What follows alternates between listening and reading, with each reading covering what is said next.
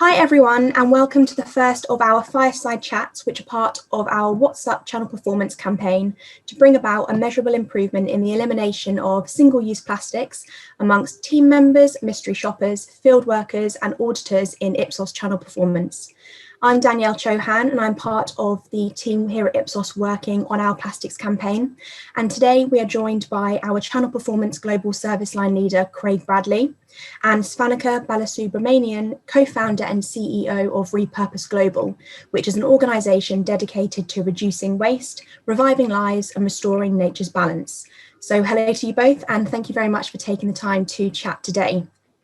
So to kick off, it would be great to hear from both of you kind of the cause and motivations behind your passions to eliminate single-use plastics. So Craig, perhaps we can start with you. Yeah, sure.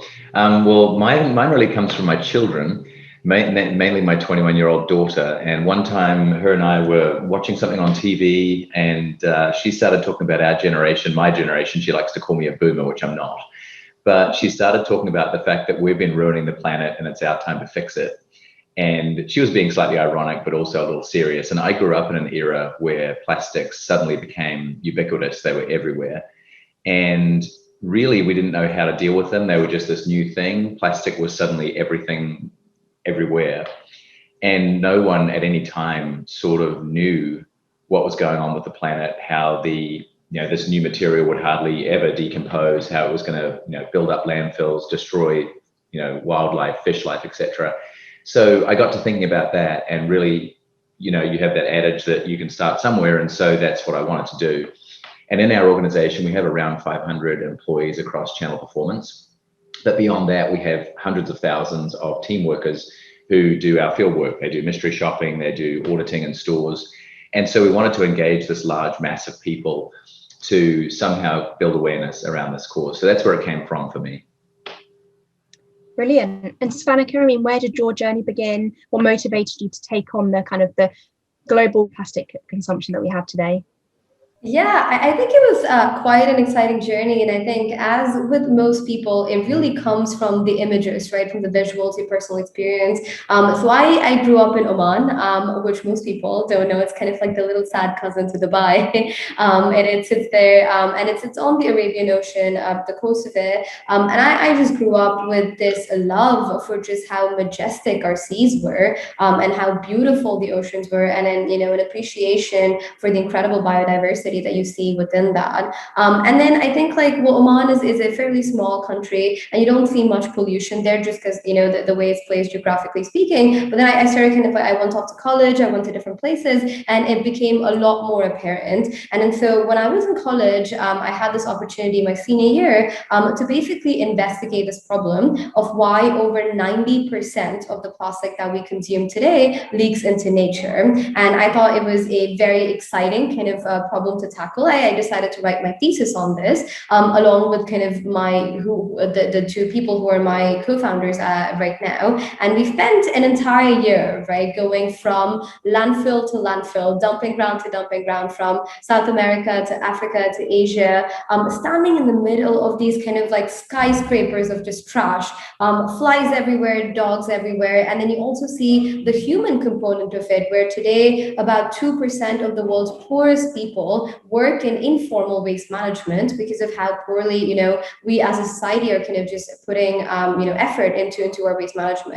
And at the end of that year, I had this 200-page paper, which just did not feel enough. It was kind of well, I've done all of this research, but the problem is so much more massive, and it really needs a kind of tactical solution that needs to start today. And that's really, where the idea for rePurpose, the idea for plastic credits came about.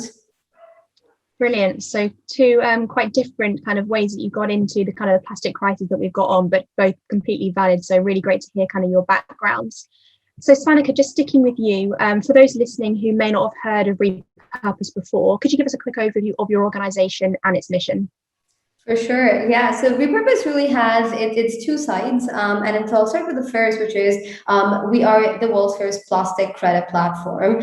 So a lot of you might be familiar with the carbon credit platform, which in its own right, I think, was quite revolutionary in being able to unlock private sector capital for solutions that could combat climate change. And when we were investigating plastic, we did spend a long time thinking through different solutions, but the one roadblock that we always kept stumbling upon was the fact that there was a missing financial component, where today you have thousands and thousands of amazing change makers, innovators on the ground who are able and willing and wanting to kind of create change, but are unable to scale and become mainstream because they don't have access to sustainable long-term capital. And so, well, we said, plastic, I think we talk about reduction, we talk about redesign, but no one talks about kind of financing. And so we decided to kind of take that idea of carbon credits and put it onto plastic, where one plastic credit today is the equivalent of 1 additional kilogram of nature-bound plastic waste that's eliminated. And we do this through many different ways, but we have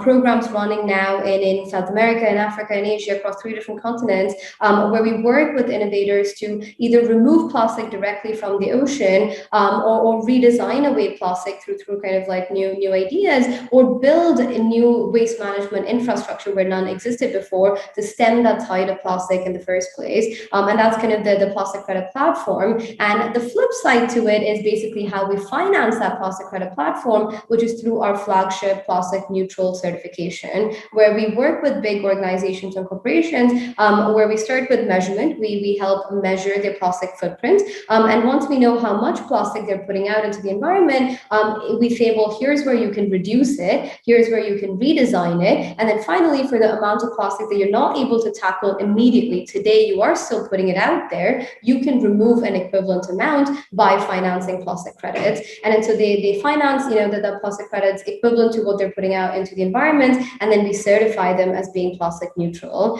So that's kind of the two sides, where you have the impacts on the ground being financed directly by the people who are creating the pollution out there today. Wow, that's such an innovative idea for kind of a business model. It sounds brilliant. And I guess the idea to become plastic neutral, is of course the ultimate goal. Cool. Brilliant. Svanika, thanks for that overview. So Craig, over to you. For those who are listening and those maybe in the wider Ipsos network, perhaps you can give us a quick overview of what we're looking to achieve in channel performance with our campaign. Sorry, I'm still reeling at Svanika's tourism, which is different to most people, that she goes around the world to rubbish dumps where most of us go to beaches and towns and cities. So well done. That's an excellent story. So for us in channel performance, and I love a good alliteration, and I love to hear that rePurpose thinks that way as well. It's an easy way to remember things. But for us at Ipsos, we're trying to educate first of all. So we want to make sure our team members are talking from a position of knowledge. Secondly, I think during the COVID pandemic, we were looking for a way to bring our teams together to rally behind a cause. And so we wanted to bring some energy and enthusiasm to the table. And so for us, this is about a sense of community and belonging and making sure our teams are focusing on something good to make the world a better place. So educate, bring some energy and enthusiasm. Thirdly, we want to elevate our standing as a socially responsible partner for our clients. So we've been talking with various clients recently and mentioning this initiative. And the enthusiasm has been really astounding, and people have wanted to get on board with this and have been asking how. So for us to elevate our standing with clients as that kind of partner is really important to us. And then finally, we want to be an example to the rest of Ipsos. So we're a large company. We have around 20,000 employees in 90 countries. So for us to bring something like this to the rest of Ipsos is really our goal as well. So those are our goals with this campaign. Brilliant. It's a lot to achieve, but I think we can do it, certainly with the help of Svanika and her team at rePurpose. So a question to both of you now. I mean, what do you think are the biggest challenges that we face in the fight against plastic waste today? And I'll open the floor to both of you. Svanika, over to you. Yeah, I think it's interesting that, we have these two different perspectives over here, because I can talk about it from kind of like an outside in perspective, where I see kind of like what is happening on the ground. And I think Craig, Danielle, you have a lot of the inside out perspective, right? I think you have a good kind of like knowledge of what this means internally within one of these companies. But to get started, I think, there has been a massive, incredible awareness on the topic. even recently. And I feel like if I had taken on this initiative even 5 years ago, it might not have gone as well as it is going today because of this awareness that you're seeing all around. I remember reading somewhere that even when Brexit was happening in the UK, people rated plastic pollution as a bigger concern to the planet and to themselves than kind of even the political landscape of the country, which really goes to show how much awareness there is. But I think one of the biggest challenges is that the awareness is very siloed, and I think people have kind of relegated the conversation to be about plastic straws and plastic bags and things like that, which is definitely very important, but it does miss kind of a wide chunk of like the conversation that is not brought into the fray. And so it is a topic that has a lot more depth and breadth to it. And I'll tell you what I mean. So when we think about plastic, we do need to be thinking about it holistically in the life cycle of it.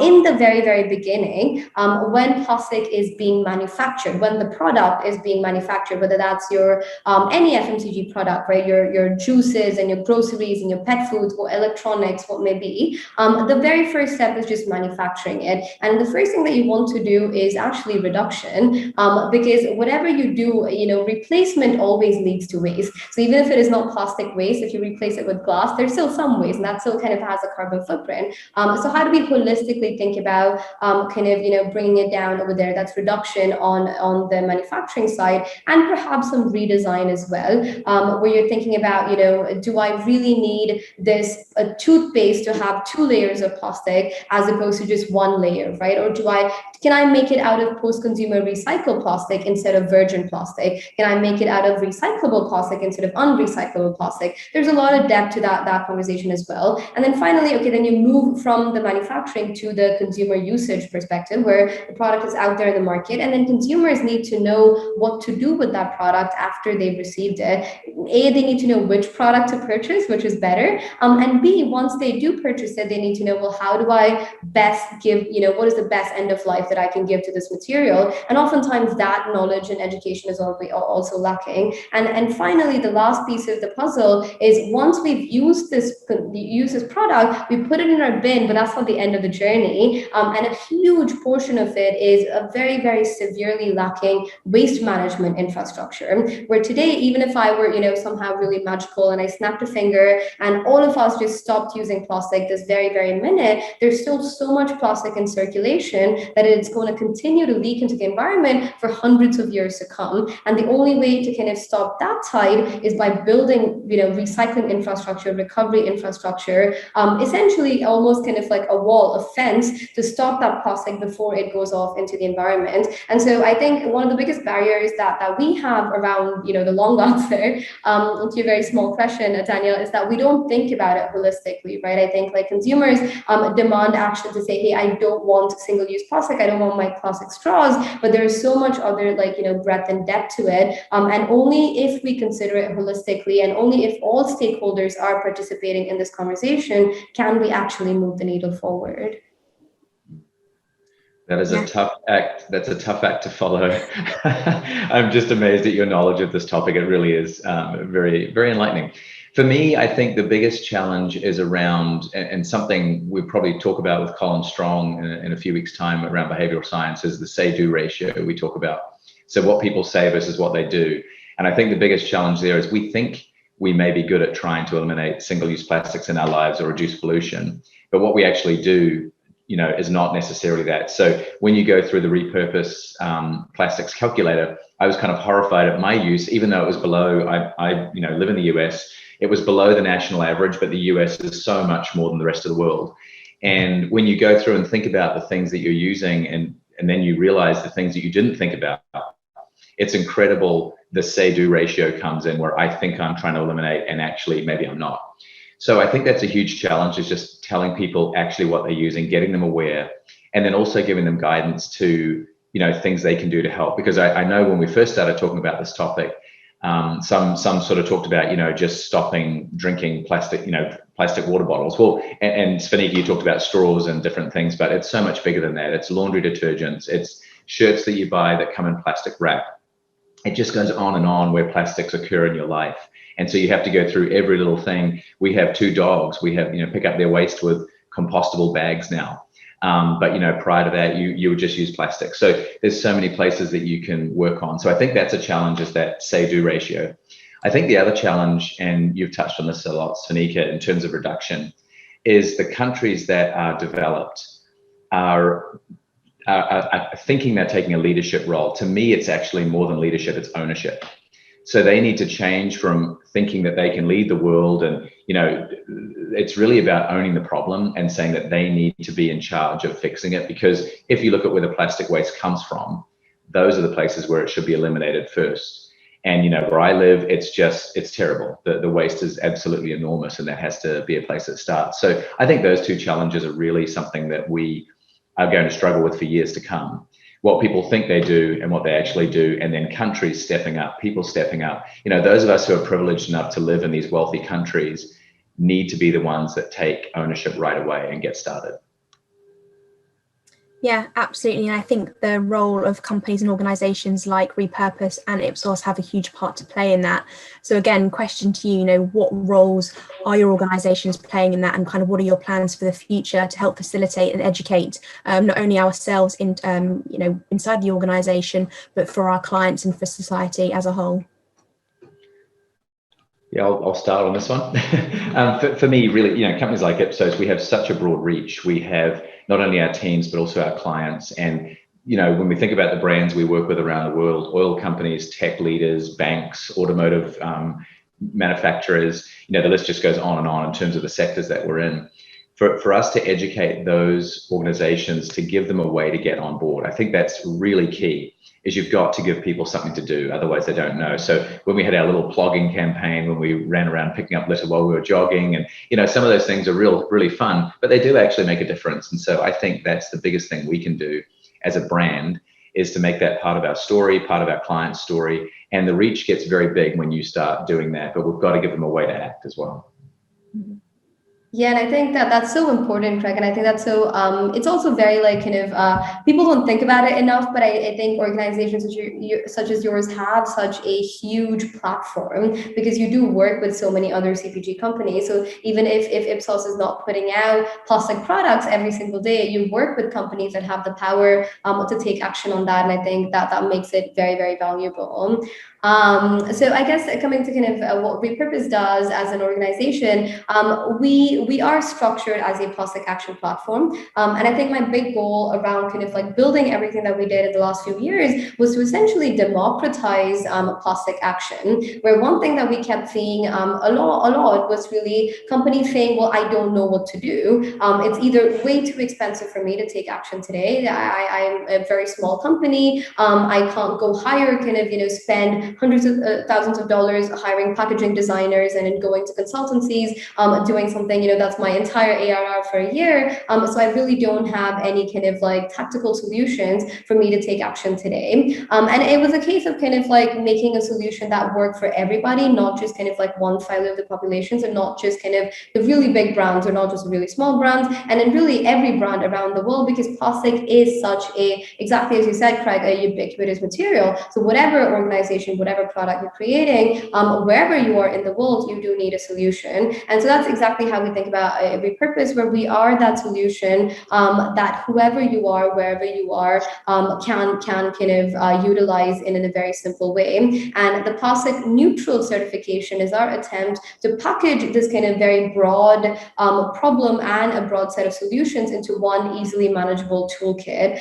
So we start with measurement, where we do the measurement for you to help brands think through what are the pieces in their supply chain, in their products, in their distribution that need to be tackled. And then we give a set of recommendations, whether it's on reduction or redesign or recycling, whatever it may be, thinking through how they can reduce the plastic that's out there in the environment. And then finally using the plastic credit platform that we've built around the world as a base for them to remove an equivalent amount from the environment. Because again, as you mentioned, Craig, it goes back to responsibility, right? I think it's quite unfair where oftentimes, we sit in the US, we sit in kind of places like the UK and so on, and we see the majority of the waste from North America, from the UK, doesn't even get dealt with within its country's borders, right? It goes off to places like Turkey, Indonesia, Vietnam, and in all of these other countries that are being used as a dumping ground, where we're just quite literally exporting away our pollution. And so thinking through how we can kind of create these waste management infrastructures and solutions in areas that really crucially need it, where plastic is kind of at high risk of leaking out into the environment. And finally, allowing kind of the brands to have something to engage with their consumers on, which is the plastic neutral idea. And then so packaging all of it into that one unified toolkit. And I guess, making it accessible to however small you are, however big you are, whoever you are, and making it an accessible platform. I guess that's a big idea there. Yeah, definitely. I think it's about kind of painting the bigger picture for everyday consumers, but also the big corporations and the companies that are producing this plastic waste, to educate them in ways in which that they can help to reduce it for the better of everyone. So thinking about the changes that kind of large manufacturing companies can make, CPG clients, FMCG clients can make, and then kind of comparing it to what you've both done in your kind of personal lives to tackle plastic waste. I mean, can you give us some ideas on some of the small changes that you've made in your personal lives to help reduce your plastic consumption? Craig, I'm going to point out now the glass gin bottle that you use. Yes, I do not drink from a sink. That's my recycled whiskey bottle. I hope you can see that. And it does raise eyebrows when I drink it during meetings, but I assure you it's just water from the tap. So don't worry about that. But I think it comes down to those things too. Of every time I see plastic, I start to think about how I can avoid it. So it comes, plastic doggy waste bags, shirts that come in plastic, some of those things, either avoiding those manufacturers, looking for an alternative solution. And I think it's really helpful to do the plastic calculator that rePurpose provides. Little plug for you there, Svanika. But I think it's really helpful to repeat that over and over, because it does make you think about where your waste comes from. So on a personal level, I think it's about, I'm probably becoming a pain with conversations with people, because I keep, saying this. I've got a birthday party coming up soon. And so I've been very rigid about compostable products and making sure that we're not drinking from any plastic. So, I'm becoming kind of a pain, but I think that's the direction we need to take sometimes to eliminate this and also raise awareness with other people. Mm-hmm. Yeah, for sure. And I really think it does start with that knowledge of your own consumption, right? I think that's where the calculator, thank you, Craig, for the plug, is helpful. So anybody listening out there, you can go on rePurpose.global, and then you can take a 30-second kind of a quick tool to measure your own plastic footprint. And it tells you all the different areas where you are consuming plastic at the moment. And that's kind of the first step. If you want to go kind of a step further, what I would also recommend is doing a quick plastic audit of your life for a week, right? So which is basically where just take a piece of paper or on your phone or something like that, and for an entire week, every piece of plastic that you touch, just write it down, and it goes to show how much plastic, I cannot move in my house without touching plastic, right? Everything from these earphones over here to my mouse, to literally the groceries that we get, it all comes packaged in plastic. And I think that gives you that first step in awareness in the magnitude of the problem. And once you do know that, then I think it is kind of looking systematically, what are some easy things that you can do, right? It doesn't have to be all or nothing. And I think people often think, oh, if I have to live a sustainable lifestyle, I just have to kind of, give up everything and then kind of not do anything. And it's a really hard thing to do, but you can start gradually. Something is always better than nothing. And so whatever makes sense for you, you can start with that and then gradually kind of amp up the pressure that you put on yourself to kind of be more sustainable. The other thing that I would also mention is that as consumers, and I think, this is, I don't know if this qualifies for the mystery shoppers, but we can vote with our dollars. Oftentimes when we speak to companies, they are listening. They're listening very, very closely to where consumer trends are going and what consumers are demanding. And if there is enough of a demand from consumers, if there is enough of kind of votes with their dollars, where they are seeming to choose more sustainable products over others, then companies would kind of naturally follow suit. And then so even in the purchasing decisions that we make, I think, it might make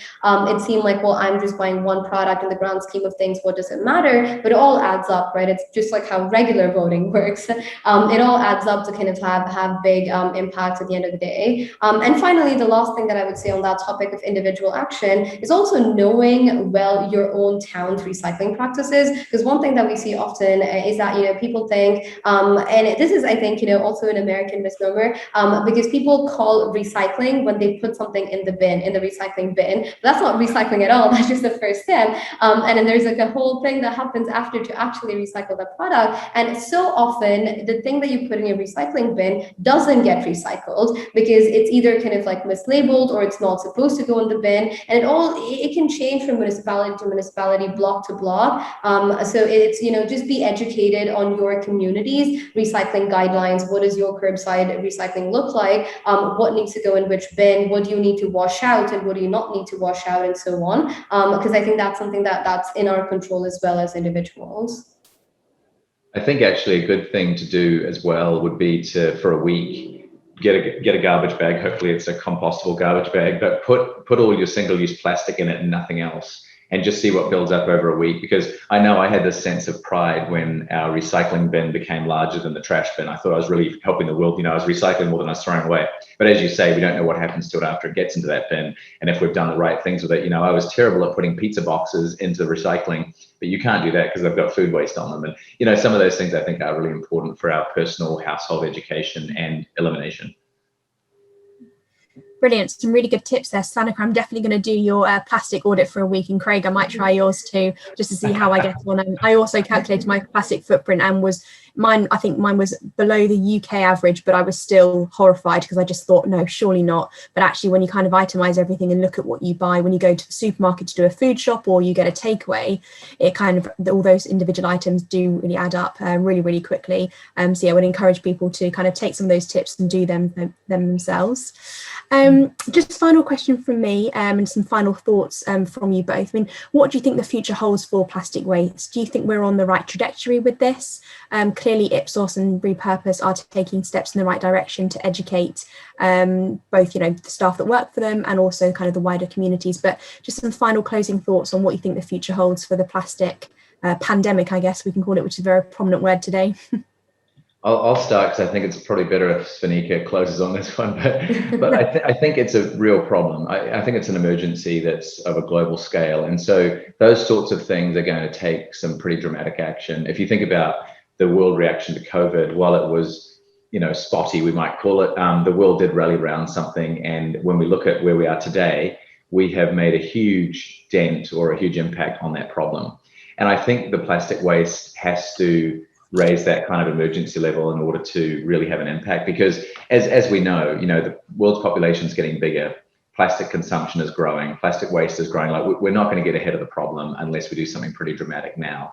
So looking at what we're doing, yes, it makes impact, but I think the generation that's coming behind us and the generation that maybe some of us on this call are in has to be get that emergency going and get that sense of purpose where this really does change. Otherwise, I think we're going to end up making a small impact, but nowhere near enough to really change the world.